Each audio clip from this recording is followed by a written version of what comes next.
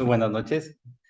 Un gusto saludarlos en esta sesión del 13 de septiembre del 2023. Como siempre, a nombre del Consejo Directivo de la Administración, a cargo del doctor Juan Luis Salgado Loza, les damos la más cordial bienvenida y agradecemos siempre su participación en estas actividades académicas del Colegio de Medicina Interna de México, donde CEMIM somos todos.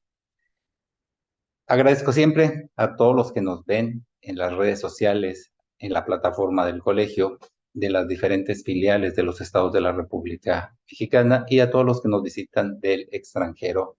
Siempre es un privilegio estar con ustedes.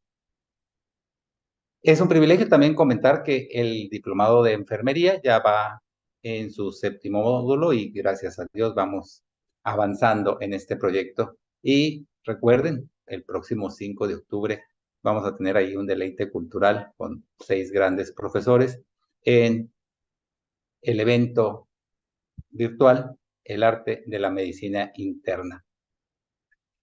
Vamos a tener en el resto del año la participación de algunos miembros de las filiales y es para mí todo un placer reconocer que CEMIM y las filiales ha hecho que el colegio crezca, así como cada una de nuestras filiales a lo largo de la República Mexicana. Y sin más, hoy es época de tomar en cuenta que la medicina preventiva siempre requiere que tengamos mayor conocimiento y logremos una aplicación cada vez más cercana para evitar que surjan todas estas complicaciones que conocemos como es la lesión renal. Y sabemos que hay muchas comorbilidades que la conllevan, desde la diabetes, la hipertensión, las enfermedades circulatorias y un sinnúmero más de enfermedades inmunológicas. Es por eso que siempre estar actualizados en cómo limitar la progresión de las situaciones agregadas nos lleva a una situación de conocimiento. Y hoy vamos a contar con el doctor Adolfo Navarro Escamilla. Él es presidente de la filial de Uruapan del Colegio de Medicina Interna de México. Es especialista en medicina interna por el Hospital General Dr. Miguel Silva de la UNAM y además es subespecialista en nefrología por el Hospital General Dr. Miguel Silva de la UNAM. Es médico adscrito en el Hospital de Especialidades Médicas El Ángel y el Centro de Atención Renal y Hemodiálisis de Uruapan, Michoacán. Hoy el doctor nos va a dar una perspectiva con el tema un nuevo abordaje del riesgo residual en el paciente diabético e hipertenso mediante esta inhibición del receptor mineralocorticoide. Adelante, doctor Adolfo Navarro.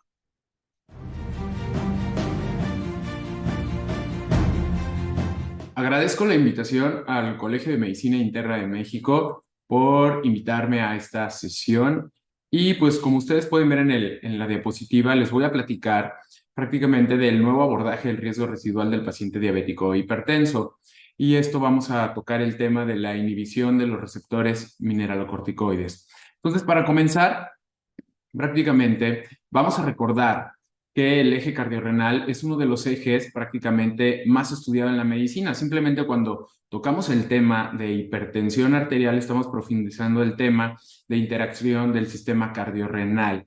Y prácticamente podemos observar que durante el eje cardiorrenal, cuando tenemos el sistema renina-angiotensina-aldosterona, tenemos diferentes respuestas, tanto respuestas hemodinámicas, respuestas neuromorales, respuestas proinflamatorias, cada una con una participación diferente, pero con relevancia significativa dentro de este eje.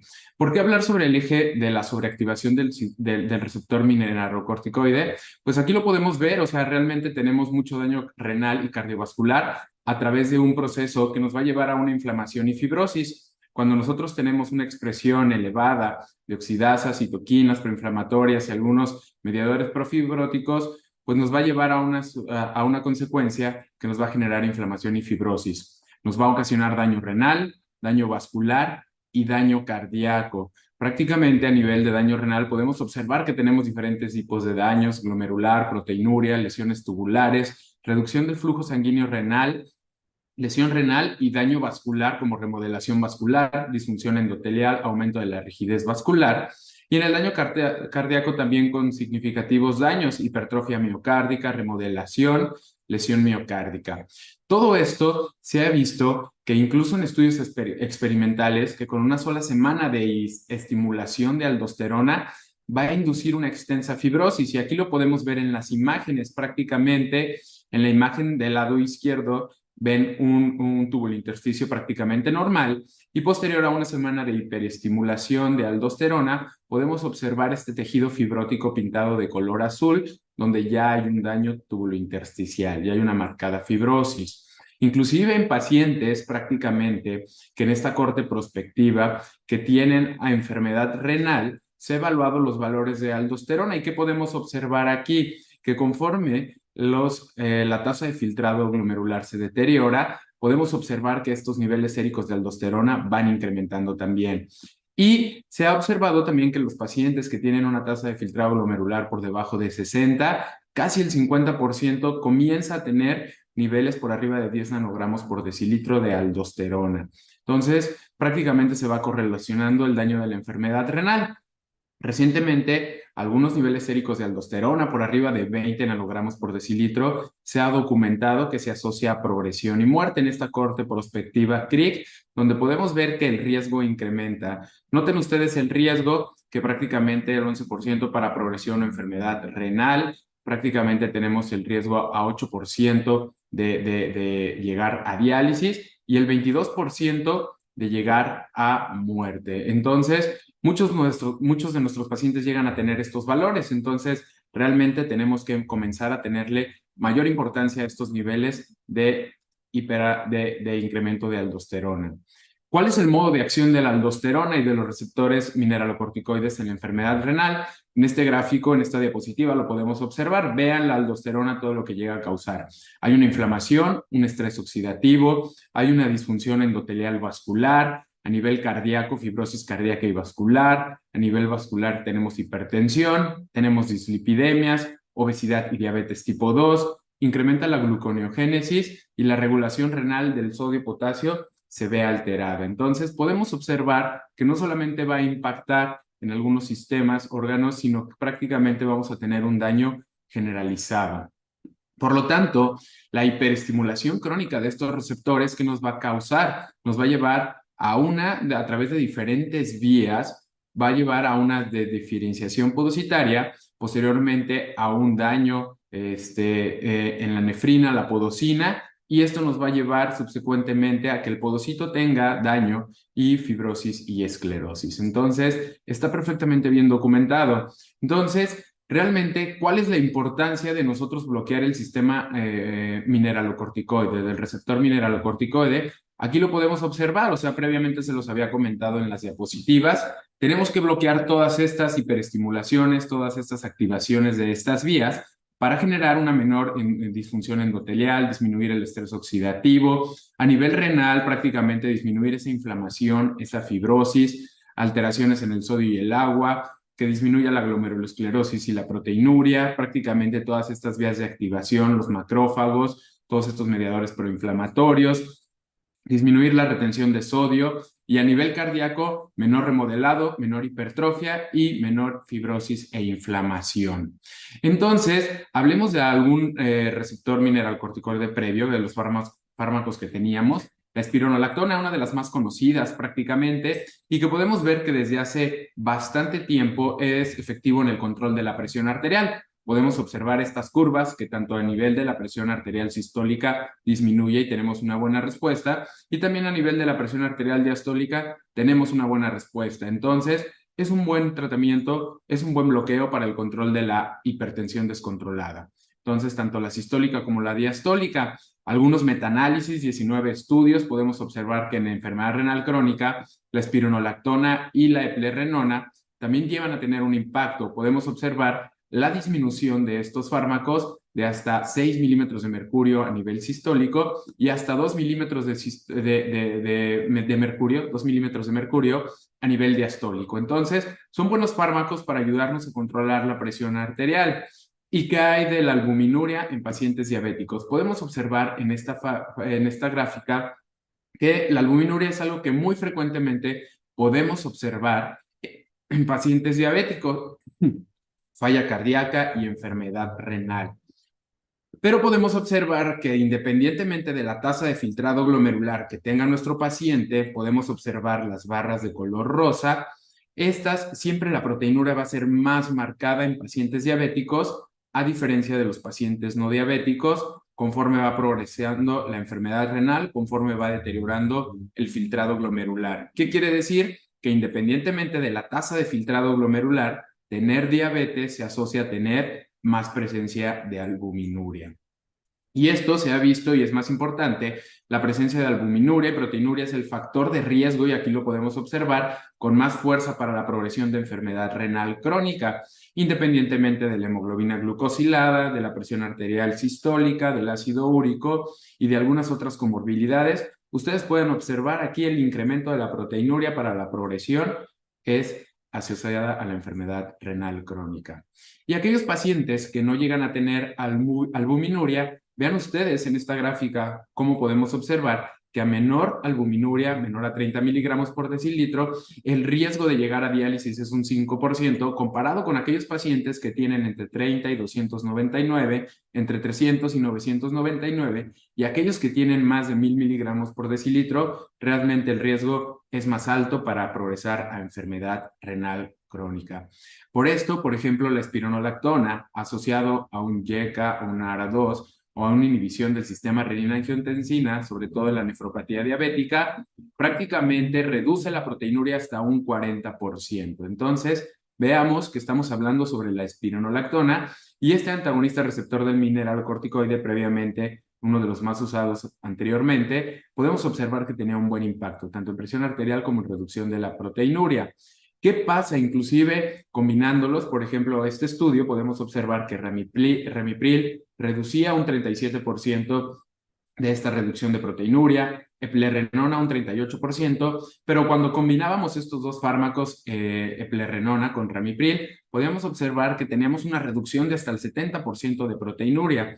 Y esto era comparado independientemente con aquellos que no podía ser más efectivo. No tenía, vean de este lado, del lado derecho, que no había un impacto asociado ni en la tasa de filtrado glomerular, ni asociado a los cambios de potasio. O sea, realmente no mantenían un potasio estable y mantenían una tasa de filtrado glomerular estable, pero sí teníamos una buena reducción en la proteinuria. Este metaanálisis también prácticamente se vio que incluso llegaba a disminuir de manera gradual, o sea, parcial, la tasa de filtrado glomerular. Hasta un 2.7, 3 mililitros, llegaba a haber una reducción, pero ustedes vean, sí disminuía de manera parcial la tasa de filtrado glomerular, pero vean el impacto que tenía en la proteinuria. Alrededor de 300 miligramos en 24 horas llegábamos a tener una reducción.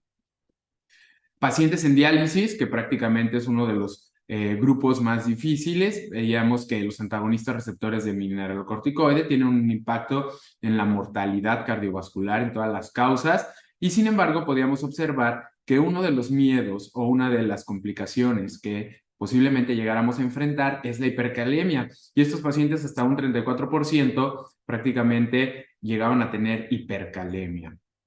Aquí podemos observar que prácticamente la espironolactona, la eplerenona, llegaban a presentar e incrementaban el riesgo hasta un 300% en este metaanálisis, realmente esperado para presentar hipercalemia.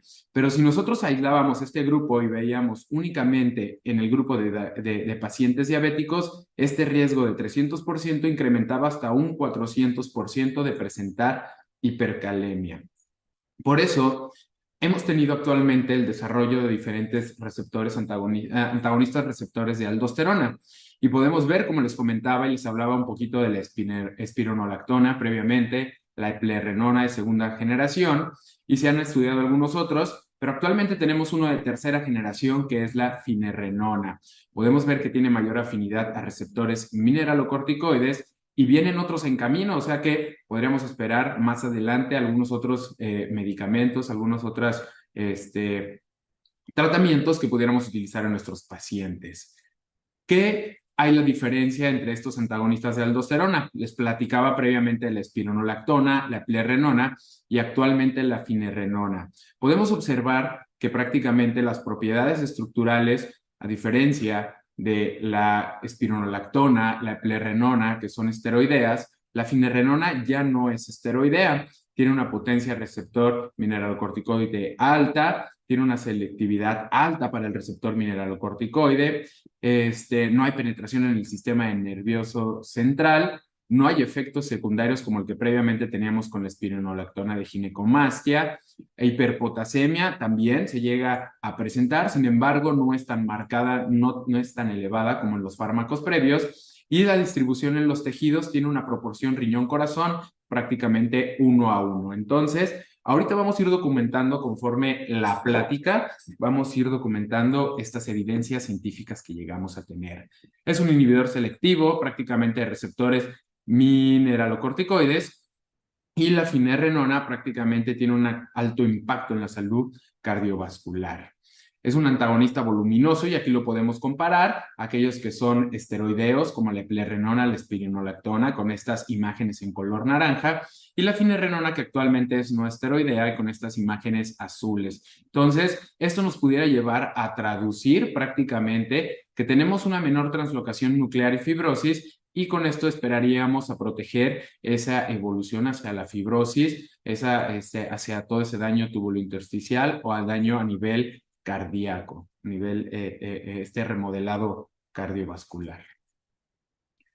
Hay mucha más potencia inflamatoria y se ha visto en estos estudios que prácticamente espironolactona en un modelo de isquemia reperfusión se vio que aquellos que recibían estos pacientes que tenían finerenona tenían este efecto más antiinflamatorio prácticamente en todas las mediciones de marcadores inflamatorios y aquí podemos ver algunas interleucinas que se llegaron a medir. Prácticamente aquellos pacientes que se les inhibía el receptor mineralocorticoide o que se les daba tenían una mayor potencia antiinflamatoria.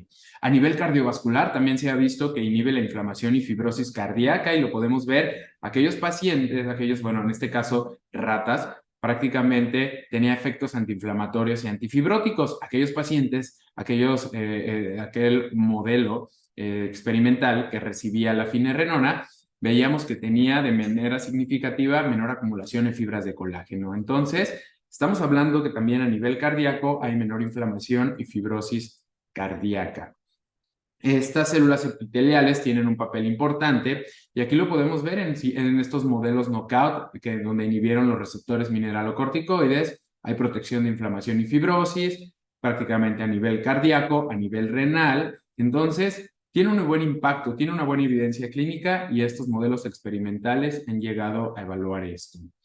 ¿Cuál es el modo de acción? Nosotros tenemos la sustancia finerenona, hay un receptor mineralocorticoide, el cual es más selectivo, veíamos que es 1:1, va a bloquear esta transcripción, va a haber menor efectos profibróticos e hipertróficos, y vean, se genera una acción antiinflamatoria y antifibrótica, una acción homeostática a nivel podocitario, prácticamente la célula mesangial, el macrófago, tenemos disminución en esta producción de fibroblastos y a nivel epitelial prácticamente tenemos esta regulación del sistema de esta regulación sodio, potasio y agua. Entonces vamos a tener una orina subsecuentemente con una concentración reducida de albúmina y menor natriuresis. Entonces tenemos un impacto, una evidencia clínica. Después de haber estudiado la finerenona, los primeros estudios, prácticamente los SART exitosos fase 2, podemos ver que sus objetivos principales, bueno, se evaluaron pacientes con insuficiencia cardíaca, prácticamente se llegó a la conclusión que se debían posteriormente incluir pacientes con enfermedad renal crónica y por eso se diseñaron los estudios Fidelio y Fígaro, que ahorita los vamos a ver. ¿Cuáles eran los objetivos principales de estos estudios ARTS fase 2 y fase 2A y 2B?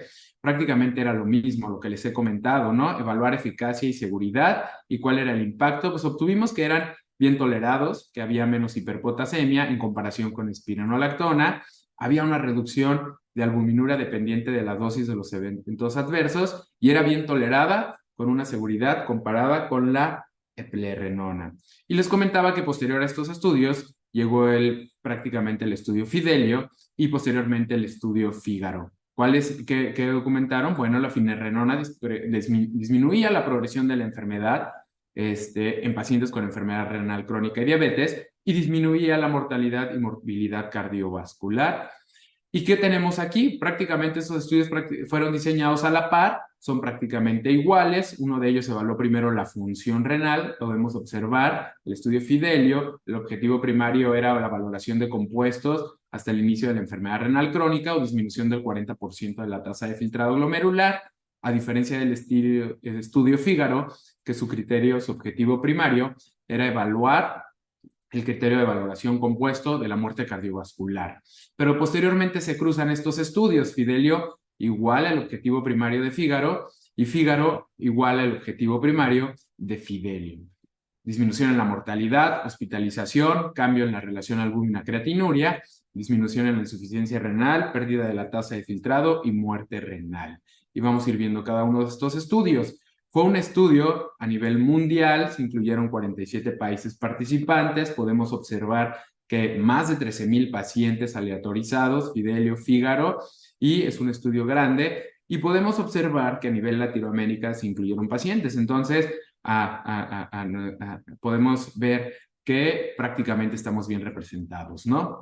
Hablemos de Fidelio. Este objetivo fue prácticamente investigar la seguridad y eficacia de finerenona, además de reducir la mortalidad cardiorrenal y morbilidad en pacientes con diabetes y enfermedad renal crónica.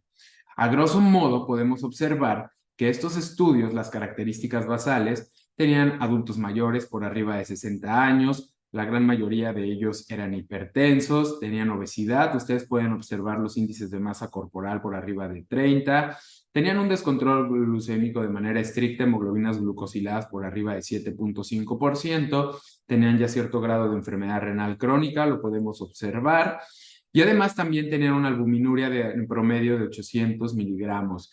Presentaban daño microvascular, retinopatía, neuropatía diabética, y casi el 100% tomaban el uso de YECA y ARA2, o sea, ya traían previamente el uso de estos fármacos. Realmente, si estos pacientes estaban hipervolémicos o no, 1 de cada 3 se les daba diurético. Algo importante, no tenían quelantes del potasio, y como estos estudios previamente se diseñaron antes del boom o de todo lo que hemos visto de estos inhibidores SGLT2, podemos observar que un 7% tenían el uso de estos inhibidores SGLT2. El mapa de color clásico de nefrología, podemos ver que en naranja o en rojo se encontraba casi hasta el 81% de estos pacientes que se incluyeron, o sea, eran pacientes de riesgo alto y muy alto riesgo, y prácticamente esos son los pacientes que día con día nos enfrentamos a la consulta. Entonces, podemos observar que en fases avanzadas, mayor proteinuria, menor deterioro de la función renal, eran estos pacientes que se incluyeron, casi un 81%. Y se logró ver que en estos estudios la finerenona sí disminuía un 18% el riesgo del evento renal compuesto, comparado con el placebo. Prácticamente podemos observar que el evento principal era una disminución sostenida mayor al 40% en la tasa de filtrado glomerular, y entonces podemos observar que finerenona tuvo un impacto comparado con placebo. Tuvo efectos consistentes, lo podemos observar en aquel resultado en el evento compuesto primario, y en la reducción sostenida mayor al 40%, pues podemos ver que fue una evolución sostenida a favor de finerenona desde el inicio del estudio. Finerenona también redujo los eventos renales secundarios, y podemos observar que aquellos que tenían prácticamente, en la gráfica de la izquierda, podemos observar que tenían una reducción en la albuminuria hasta un 31% finerenona comparado con placebo, y el resultado renal secundario también había una reducción, prácticamente se veían con este beneficio a los pacientes, comparado finerenona con placebo, y hasta una disminución del 50% de la línea basal de la tasa de filtrado o una duplicación sérica de la creatinina. ¿Qué había de la albuminuria? La albuminuria previamente podemos observar que ya tenía alguna reducción, y también se ha observado que esta reducción de la albuminuria puede ser dosis dependiente. Nosotros tenemos 2 dosis de finerenona, 10 miligramos y 20 miligramos, y prácticamente podemos observar que a mayor dosis de finerenona podían obtener una mayor reducción de la albuminuria. Prácticamente hasta del 30% había esta reducción. Entonces, es bien importante y más adelante lo vamos a ver, saber evaluar qué pacientes nos vamos a tomar 10 miligramos, qué pacientes 20 miligramos y algunos de los eventos adversos que pudiéramos tener. En este estudio post-hoc del estudio Fidelio se evaluó que la finerenona prácticamente era igual de efectiva en aquellos pacientes que se evaluó la hemoglobina glucosilada y la insulina basal. O sea, prácticamente era independiente, no dependía de tener un buen control glucémico o no, una hemoglobina glucosilada elevada, o no importaba si estos pacientes recibían un tratamiento prácticamente con insulina. Ustedes pueden ver las P's, prácticamente no hay ninguna interacción, lo que quiere decir que la finerenona disminuye eventos renales y cardiovasculares independientemente del valor de hemoglobina glucosilada y si el paciente era tratado o no con insulina. En este estudio Fígaro podíamos observar que la finerenona reducía los eventos cardiovasculares y renales, disminuía prácticamente un 36% la probabilidad de llegar a diálisis, disminuía un 33% de deterioro de la tasa de filtrado glomerular, disminuía un 34% el deterioro de la tasa de filtrado glomerular progresiva, prácticamente comparado con la basal. Entonces teníamos buenos efectos, teníamos prácticamente resultados consistentes en Fígaro y en Fidelio, la disminución de eventos renales. Asimismo, la probabilidad de llegar a diálisis también en este estudio post-hoc, donde se evaluó el objetivo primario compuesto, que prácticamente podíamos observar que estos pacientes que tomaban finerenona y aquellos pacientes que podemos observar aquí en este grupo que tenían mayor proteinuria tenían un mayor beneficio en la reducción. Aquellos pacientes que tenían una albuminuria creatinuria de 30 entre 300, podemos observar esta gráfica, estas barras, comparado con aquellos que tenían una proteinuria por arriba de 300 miligramos, podemos observar que tenían más beneficio a mayor albuminuria. Y aquí se ven estas gráficas. Realmente la albuminuria, la proteinuria, prácticamente fueron uno de los predictores más importantes en la evolución de la progresión de la enfermedad renal. Y en estas gráficas lo observamos comparado la finerenona con la administración de placebo. Aquí veamos cómo las categorías de riesgo del estudio Fidelio, los que se incluyeron, aquellos de los pacientes Fígaro, los que se incluyeron, y como les comentaba previamente, casi el 80% estaba en este grupo de muy alto o alto riesgo, aquellos pacientes. Y aquí podemos ver los primeros estudios que ya previamente les comentaba, los estudios que se utilizaron ante agonistas receptores mineralocorticoides, el estudio ARTS, donde se evaluó también la falla cardíaca. Posteriormente se fueron incluyendo pacientes con enfermedad renal crónica, diabéticos, y en esta gráfica podemos observar, posteriormente ya podemos ver que vienen algunos estudios como el EXA, el ESAX, y seguramente más adelante vamos a obtener algunos otros estudios que incluyan ya en el estadio 5 y que tengan mayor proteinuria. Y realmente son todos los pacientes que observamos en la consulta.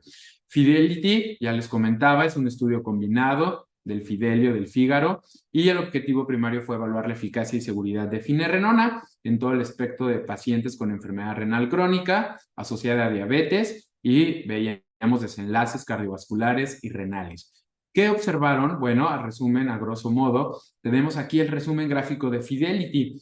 Prácticamente pacientes diabéticos con enfermedad renal crónica, una tasa de filtrado por arriba de 25, un potasio sérico por debajo de 4.8, dosis máxima tenemos aquí, un protocolo donde se aleatorizaron a pacientes con finerenona 10 o 20 miligramos comparados con placebo.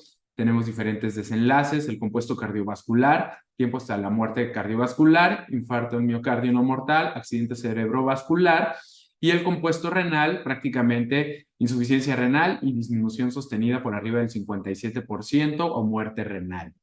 Una edad promedio de 65 años, se incluyó más hombres que mujeres, casi el 100% con inhibidores del sistema renina-aldosterona, el uso de estatinas, una hemoglobina glucosilada de 7.7%, una presión arterial promedio de 137/76, una tasa de filtrado promedio de 57.6 milímetros. Podemos observar que el cociente albuminuria creatinuria de 515 miligramos, y hubo algunas suspensiones por hiperpotasemia, que es uno de los efectos adversos que menos queremos observar, pero ahorita lo vamos a ver en algunas otras diapositivas. Hubo ¿Cuál fue el evento cardiovascular? Pues disminuyó el evento compuesto cardiovascular, disminuyó la hospitalización, podemos observar, y realmente aquellos pacientes que recibieron la finerenona llegaron a presentar un 14% de hipercalemia comparado con un 7% de placebo. A nivel renal, disminuyó el compuesto renal, la diálisis, entonces podemos observar, como ya lo comentábamos, que hubo reducción del 14% del evento cardiovascular compuesto, 36% del evento renal compuesto, e hipercalemia un 14% contra un 7%, y prácticamente podríamos esperar. Entonces, tenemos buenos resultados, tenemos buenas evidencias.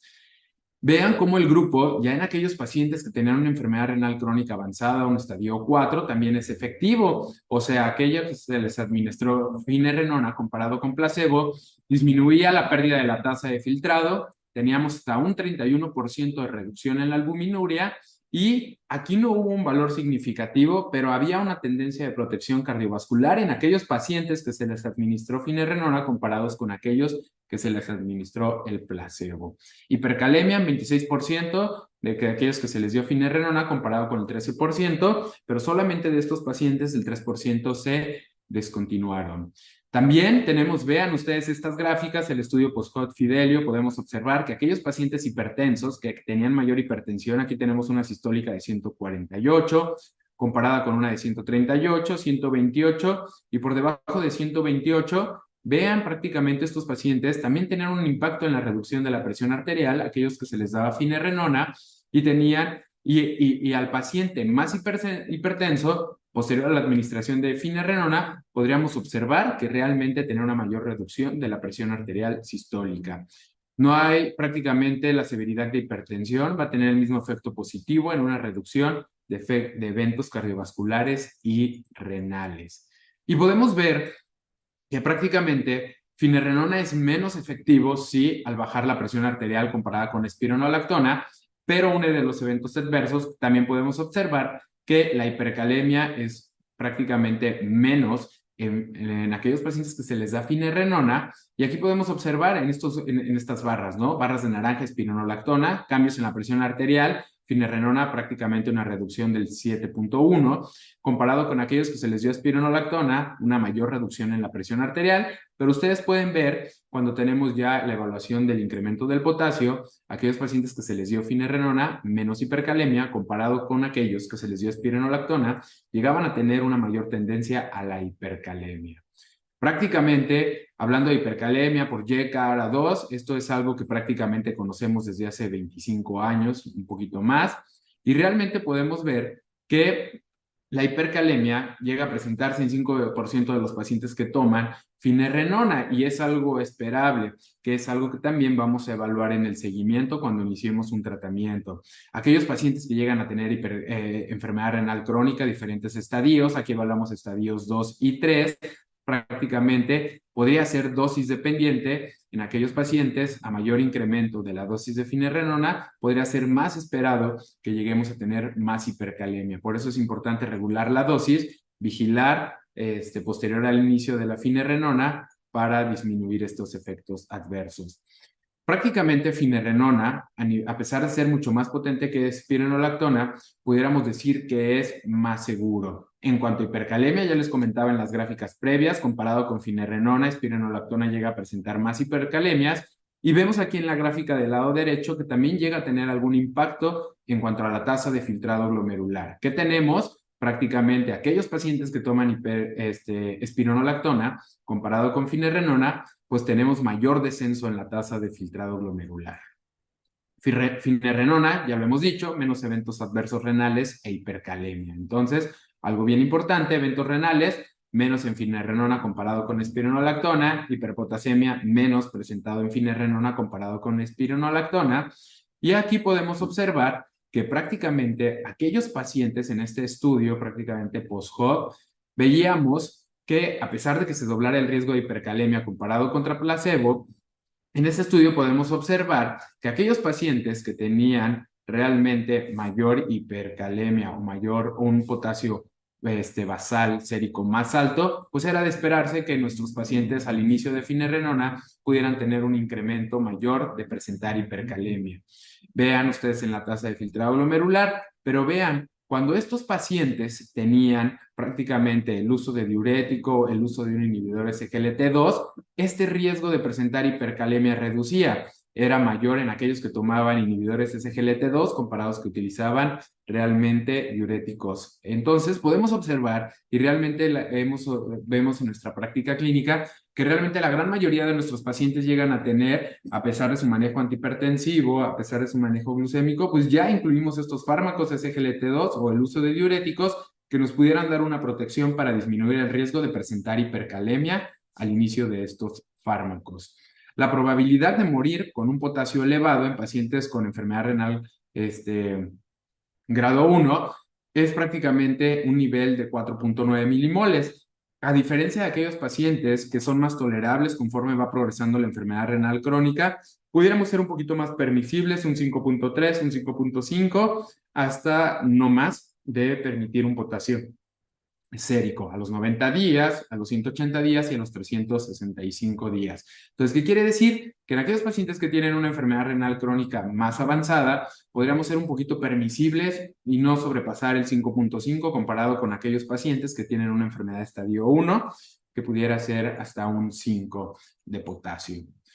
Tenemos normogramas que nos ayudan a predecir el riesgo de hipercalemia a los 6 meses. Estos normogramas los podemos consultar en este link prácticamente, donde nosotros incluimos diferentes datos y la probabilidad de que este paciente llegue a tener realmente hipercalemia o no. ¿Qué hay de los SGLT2? O sea, prácticamente ya veíamos en una gráfica previa que llegaba a tener una reducción hasta el 50-55% de presentar hipercalemia por finerenona, y también veíamos que los diuréticos llegaban a tener algún impacto. Entonces, en este estudio podemos observar que aquellos pacientes que se les iniciaba un SGLT2 comparados con placebo, llegábamos a tener hasta una reducción del 20% de presentar hipercalemia.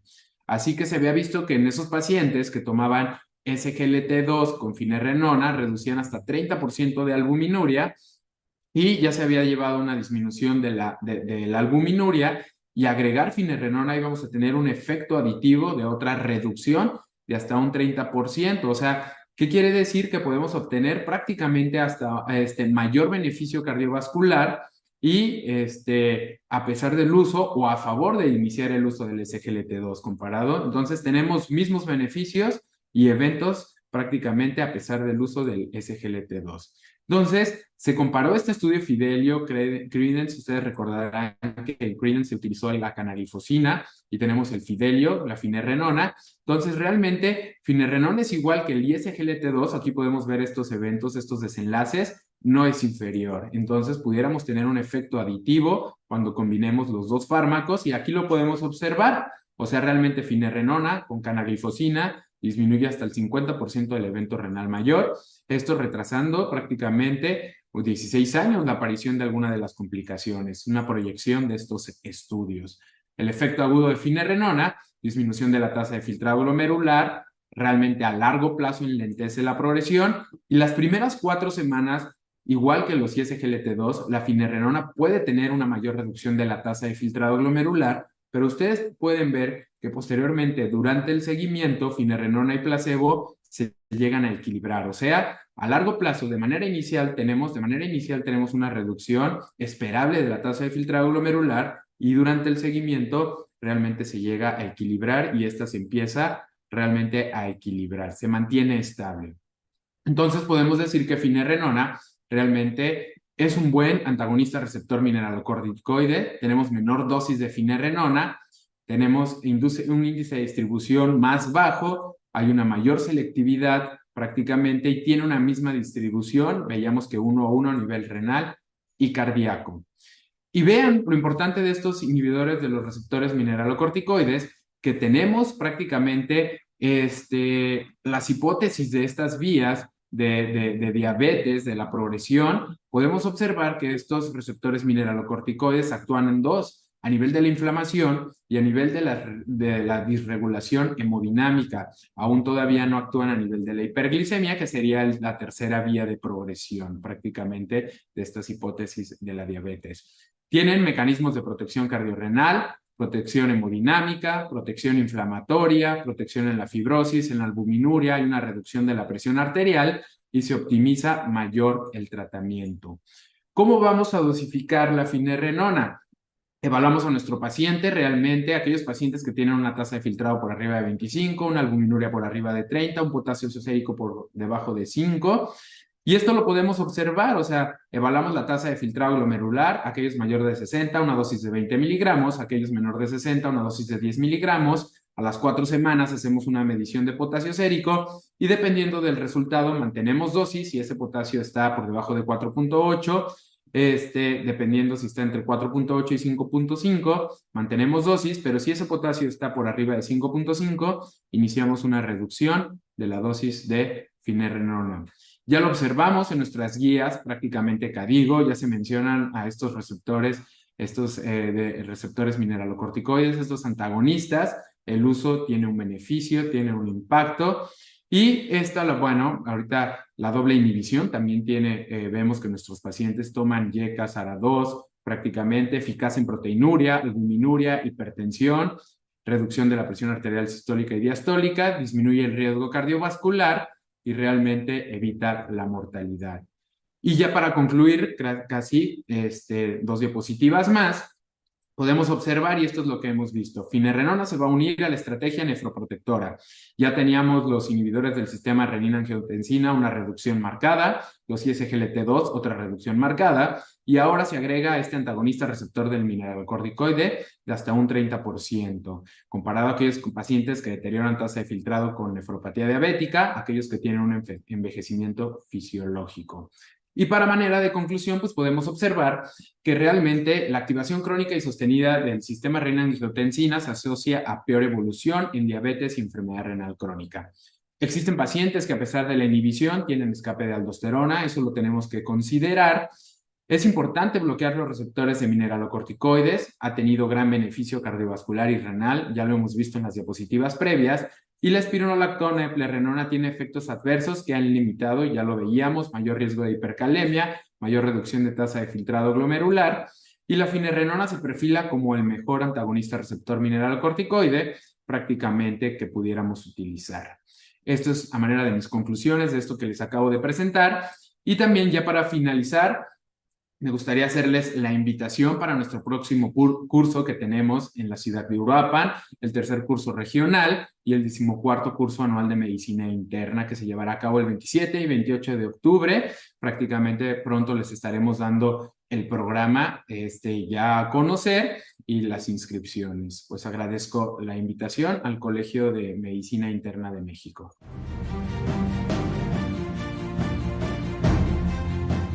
Doctor Navarro, muy buenas noches. Muchas gracias por su excelente ponencia. Un privilegio que sea el primero que nos acompaña en estas sesiones de la filial de Uruapan, Michoacán. Muy agradecido. Pues muchas gracias por la invitación, doctor. Prácticamente agradeciendo y un gusto estar aquí con ustedes. No, pues primero hay muchas felicitaciones. La gente está muy contenta con la excelente ponencia y quiero agradecer también a los casi 700 miembros que nos acompañan en la plataforma del colegio y hoy reiniciamos la transmisión a través de Facebook, lo cual también es algo que quiero agradecerle a todos los que nos acompañan en las redes sociales. Y pues es muy interesante hablar de cómo hemos cambiado la percepción de la enfermedad renal, sobre todo porque en muchas situaciones, ver de repente ureas un poquito elevadas, como dicen, es que está medio deshidratado y pues a veces el llegar a tener esta percepción de detectar temprano la lesión para evitar la progresión de la enfermedad renal crónica es una labor un poquito complicada. Es correcto. Adelante.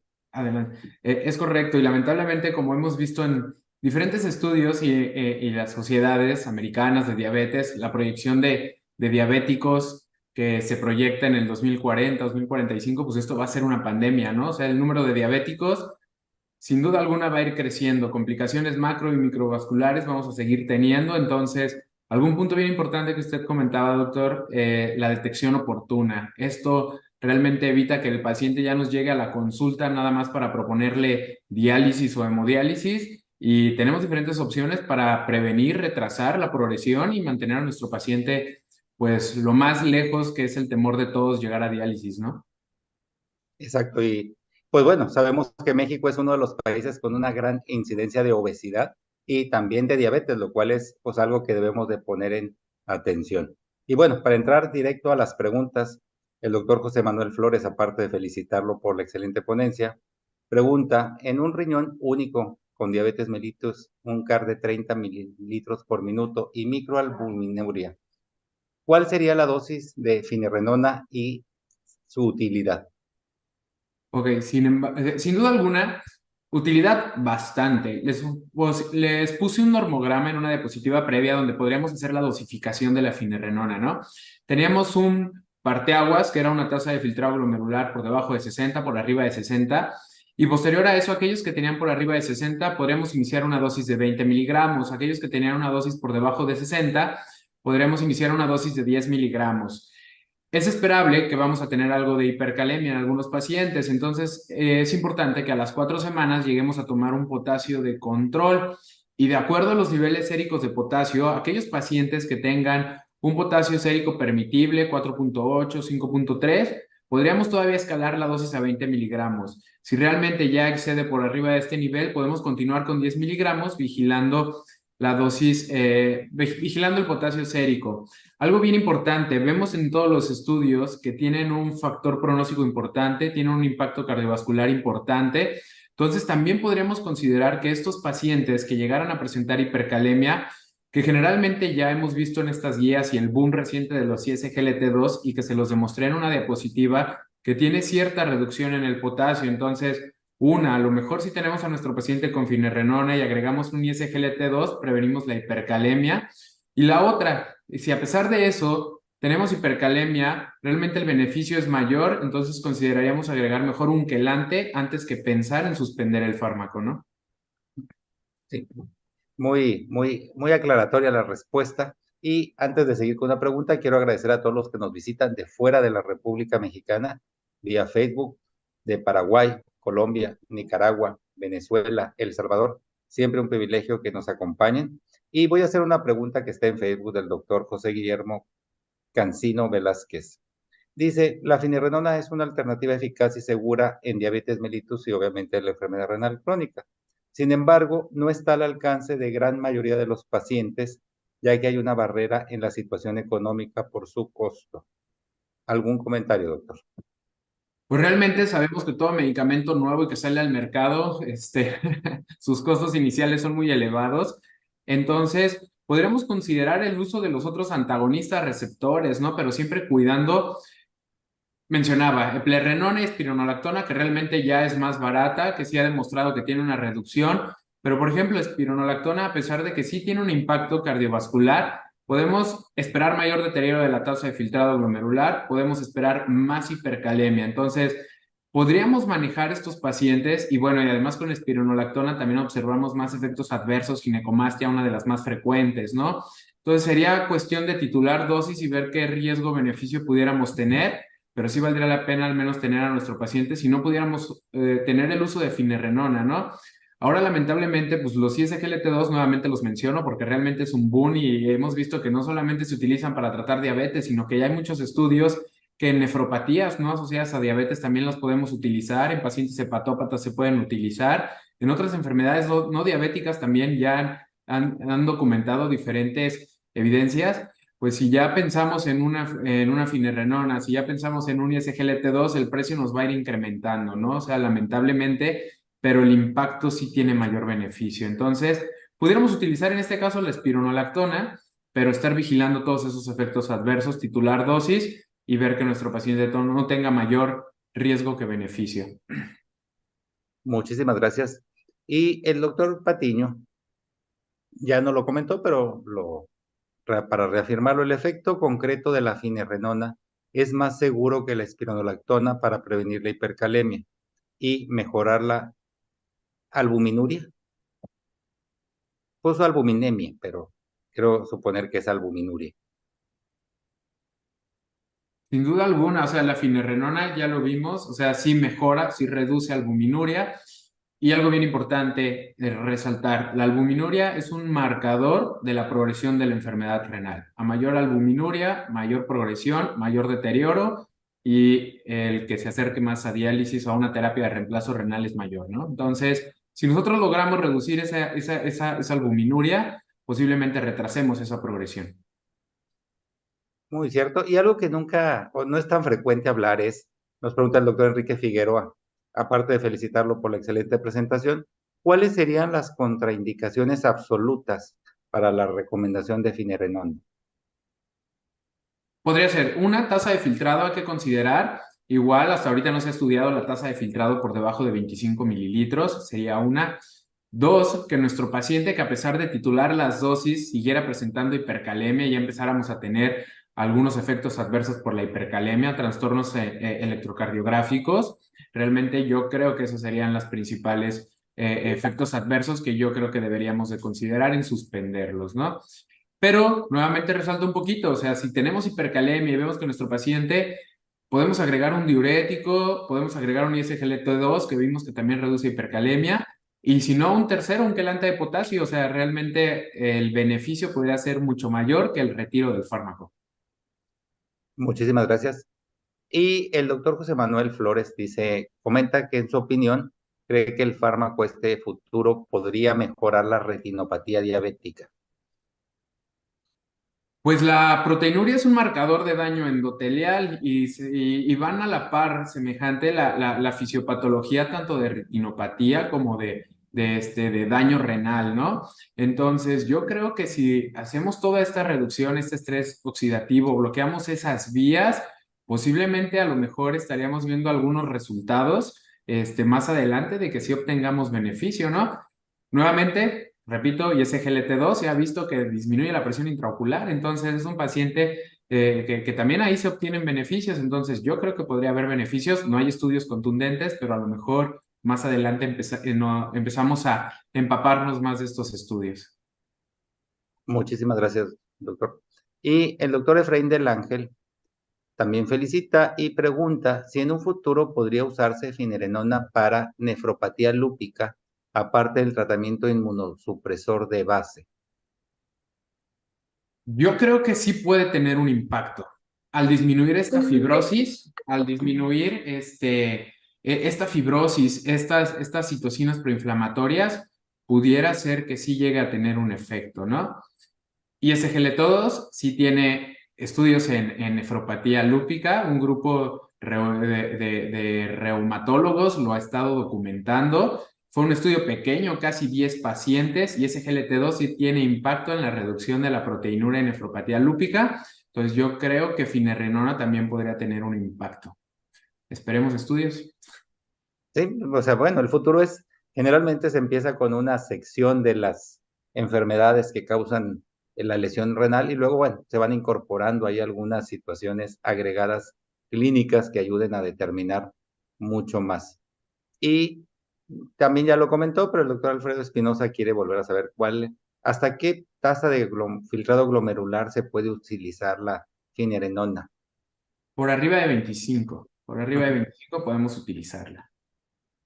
Y el doctor Enrique Figueroa, la asociación de finerenona con ISGLT2 es mejor con alguna de las glifosinas existentes actualmente en el mercado. Nada más como les documenté en una diapositiva, se ha visto con el uso de canaglifosina, ahorita al menos con empaglifosina no ha salido algún estudio, pero sin embargo, si ya tenemos estudios aislados de canaglifosina, empaglifosina, dapaglifosina, que vemos que por sí solos tienen un impacto y una reducción de hasta el 40% de la proteinuria, sin duda alguna, pues ha de estar semejante, ¿no? El único que sí se ha documentado y que por ahí se los puse recientemente es la finerenona canaglifosina, que sí tiene una reducción importante. Gracias. ¿Y qué ocurre, el doctor Gerardo Palafox, en los casos en que mejora la función y la tasa de filtrado glomerular en 3B, pero no la proteinuria? ¿Tiene utilidad hacer biopsia? Así es. Ha sido muy discutido este tema de a qué pacientes diabéticos biopsiamos, a quiénes sí y a quiénes no. siempre hay que sospechar si puede ser meramente una nefropatía diabética. Generalmente evaluamos todo el contexto de nuestro paciente. Si un paciente es bien controlado, vemos que tiene una hemoglobina glucosilada en metas, vemos que no hay deterioro progresivo de la función renal a pesar de un buen control, vemos que evaluamos también si hay o no hay retinopatía diabética, si realmente todo está bajo control, y vemos que nuestro paciente sigue deteriorando la función renal, sin duda alguna hay que biopsiarlo. Podemos tener pacientes diabéticos que no tienen nefropatía diabética y que tienen otra glomerulopatía no diabética asociada y nos ha sorprendido. O sea, hay diabéticos que tienen nefropatía diabética con una glomerulopatía, por ejemplo, focal y segmentaria, las dos asociadas. Hay diabéticos que no tienen nefropatía diabética y tienen focal y segmentaria sola, o hay aquellos pacientes que realmente tienen meramente nefropatía diabética. Entonces hay que evaluar todo el contexto, control metabólico, tienen retinopatía y cómo va esa progresión de la enfermedad renal. Gracias. Y nuevamente el doctor Enrique Figueroa. Si se logra un adecuado control del potasio sérico, ¿hasta por cuánto tiempo se puede mantener el manejo con finerenona? No hay límite de tu tiempo. Si tu paciente está bien controlado, estás retrasando, hay una reducción de la proteinuria, déjaselo. Entonces, realmente con eso tienes un buen control. Excelente. Y el doctor Eduardo Jorge Hardy. En pacientes diabéticos con síndrome nefrótico que cursan con hipoaldosteronismo, hiporenismo, ¿tendría beneficio el uso de finerenona?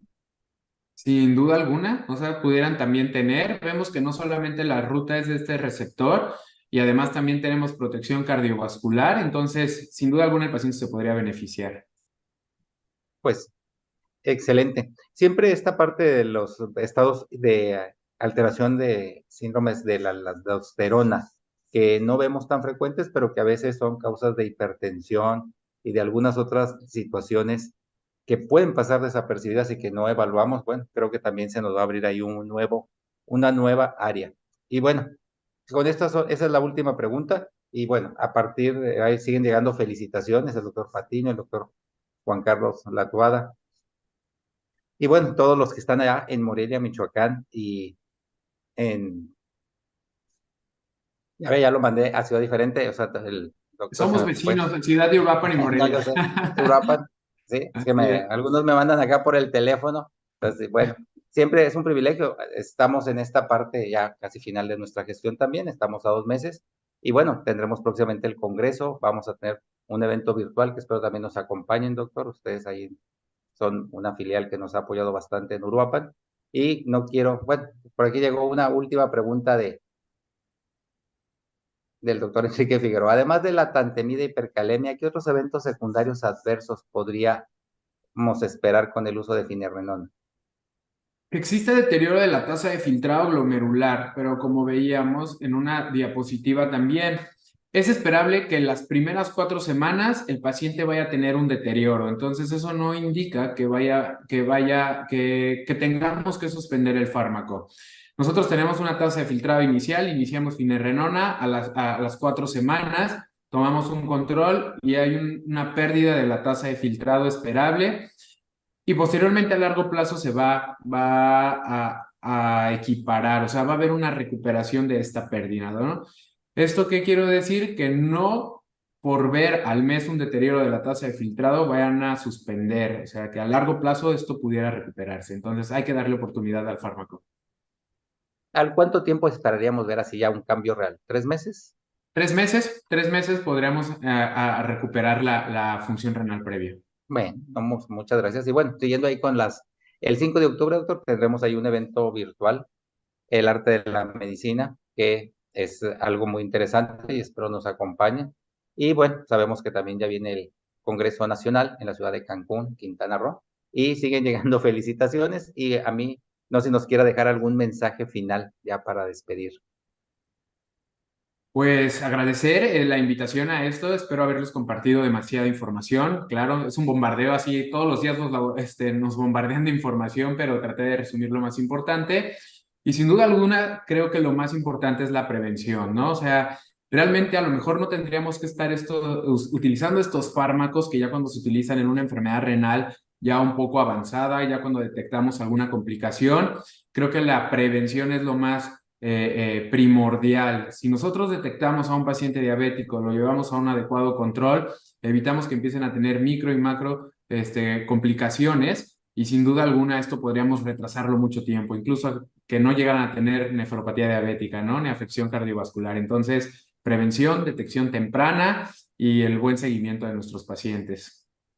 No, pues, doctor Adolfo Navarro, un gusto y un privilegio ver que nos haya compartido hoy su experiencia en un área que es innovadora, que es algo que nos abre las puertas a mejorar la calidad de esta enfermedad renal, que siempre cuando oímos nos genera mucha angustia, cuando antes no podíamos apoyar, hacer un gran mejora en este sentido. Y pues muy agradecido por su participación y nada más nos vemos la próxima semana. Gracias, doctor. Excelente. Hasta luego, doctor. Buenas noches.